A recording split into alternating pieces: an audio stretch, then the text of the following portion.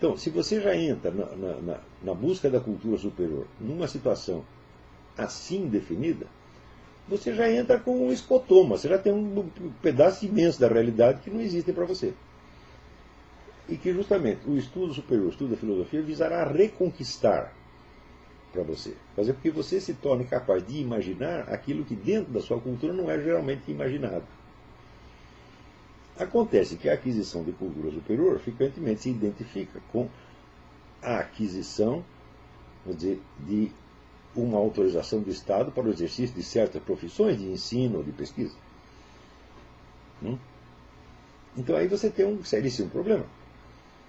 Se você quer uma cultura superior no sentido de adquirir a capacidade de compreender a realidade, sobretudo a realidade da história da civilização, a realidade da existência humana ao longo dos milênios, é uma coisa. E se você quer a cultura superior no sentido de poder exercer esta ou aquela profissão, você está indo no sentido exatamente contrário.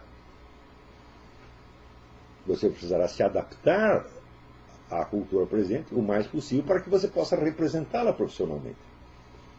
Está compreendendo? Este é o motivo pelo qual eu considero que a instituição universitária é a grande inimiga dos estudos superiores hoje em dia. E o motivo de eu ter me mantido à margem desta instituição durante toda a minha vida, porque eu tinha medo dela. Eu sabia que o que eles estavam fazendo lá não era, vou dizer, fortalecer as consciências para que compreendessem a realidade, mas moldá-las para o exercício de determinados papéis sociais. Entendeu? Eu vejo que o papel social de professor universitário, ou de cientista, de acadêmico, ele pode ser tão hostil à compreensão da realidade, ao ponto de que até os melhores cérebros, as melhores inteligências, na medida em que buscam se adaptar e ser bem-sucedidas nesta carreira, eles têm que se mutilar intelectualmente, para não dizer coisas que sejam incompreensíveis ou chocantes dentro daquele ambiente. Tá certo? Então, vamos dizer, as exceções, quer dizer, os camaradas que conseguem fazer as duas coisas ao mesmo tempo, quer dizer, ao mesmo tempo criar uma bela carreira universitária, tá certo? E se manter apegados à realidade, são muito poucos. Eu estava vendo essa gravação do Eric Fogelin em Toronto, conferência que ele deu lá em Toronto, participando de mesa redonda, onde estavam, entre outras figuras, Bernhard Lonergan e Hans-Georg Gadamer. Né? São figuras de primeiro plano. Mas você comparando o que eles diziam com o que Fogelin dizia, eles estavam discutindo questões acadêmicas profissionais. E o Fogelin estava falando de realidades. Ao ponto de que eu acho que eles não chegaram a compreender o que ele dizia, porque era grave demais, era sério demais, você está entendendo? E olha, a gente não pode esquecer que a universidade é uma escola. E uma escola, na escola, tudo que se passa na escola é fingido. A escola não é a realidade. Assim como, por exemplo, sei lá, numa academia militar, você não vai fazer guerra de verdade, você não vai dar tiro de verdade nos seus colegas. Você vai fazer exercícios, manobras, etc, etc. Aí, falando com o Pirandello, mas não é uma coisa séria. Sério é quando você vai para o combate mesmo, tá certo? E lá, o combate, o inimigo não está a fim de te ensinar coisa nenhuma, ele quer apenas matar você. Tá certo? Quer dizer que entre o soldado que tem uma boa formação militar, né, antes na escola, e o soldado que tem experiência de combate, a diferença é quase de planeta. Não é isso? Então,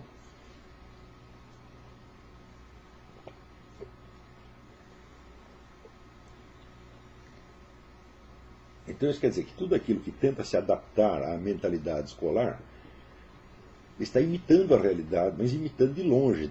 Você está dentro de muros que o protegem da realidade. Você é apenas um estudante, né, ou um professor, tá certo? E você não será cobrado pelo conteúdo do que você diz, porque tem a famosa liberdade acadêmica. Né? Então você vê, se você é um político, um ministro, um presidente de empresa, tal, tudo aquilo que você fala tem consequências. Não é isso? Agora, se você é um professor ou estudante, nada do que você fala tem consequências, porque é tudo para fins de ensino. Está compreendendo?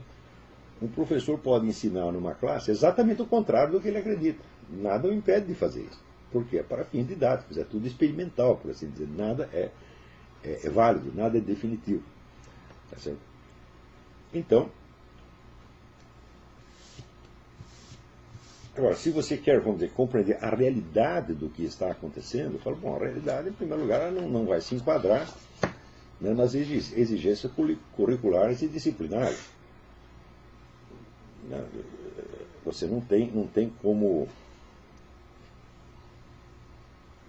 vamos dizer, reduzir a realidade àquela, vamos dizer, articulação de enfoques padronizados e correspondentes aos nomes das várias disciplinas, e muito menos, né, correspondente às várias gradações, né, curriculares do aprendizado. Quer dizer, não existe, por exemplo, uma guerra para o primeiro ano da faculdade, outra guerra para o segundo ano da faculdade. Não existe uma guerra só, meu filho, está entendendo? Não existe uma guerra para os economistas, outra para os sociólogos, outra para os cientistas políticos. Não, existe uma guerra só. Agora, se eu, por exemplo, eu sou um cientista político e estou dando aula para o primeiro ano da faculdade, então eu vou ter que selecionar dessa guerra aquilo que combina com a minha disciplina. Eu vou ter que recortar de acordo com a exigência da minha disciplina e não com as exigências do fenômeno objetivo chamado guerra. Então, eu quero dizer que quanto mais a instituição universitária cresce, né, e se torna ela própria um instrumento essencial de manutenção do funcionamento da própria sociedade, tá certo? Menos ela se presta à busca do conhecimento. Então isso aí virou uma tragédia já, a grande tragédia do século XX, você vê. Tanto você vê que as universidades, nas últimas décadas, não só no Brasil, mas toda a parte, né, se transformaram mais em centros, vamos dizer, de arregimentação política, de formação de militância, vamos dizer, para a defesa das ideias mais imbecis que existem no universo, do que para servir para a formação de intelectuais de primeiro plano. Praticamente não existe nenhum intelectual de primeiro plano que esteja bem integrado no meio universitário. Os melhores em cada área, eles sempre estão, no mínimo estão um pouco fora. No mínimo tem um conflito, né, com eles. Também não podemos esquecer que a universidade é uma instituição educacional de massas, não de elite. Se dirige cada vez mais a uma massa indistinta, quer dizer, todo mundo pode ser bacharel, pode ser doutor, pode ser professor, etc. Quer dizer, considerando os direitos fundamentais da humanidade, é o direito a um canudo. Tá certo? Então é claro que isso aí torna ainda mais difícil, né, a articulação entre a educação universitária e busca do conhecimento.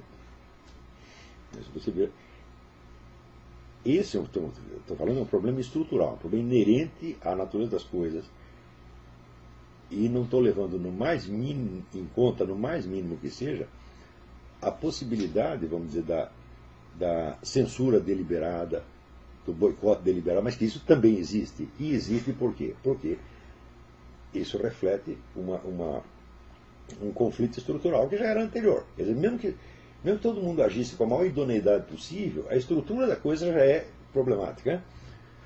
Mas o fato é que as pessoas não agem com a maior idoneidade possível. Existe todo um aspecto ali de disputa de poder, de conservação do prestígio de classe, etc, etc.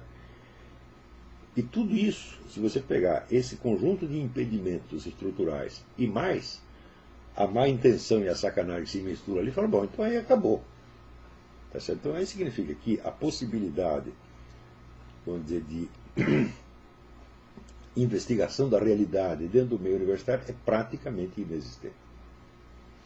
É isso, então, vamos dizer, a não ser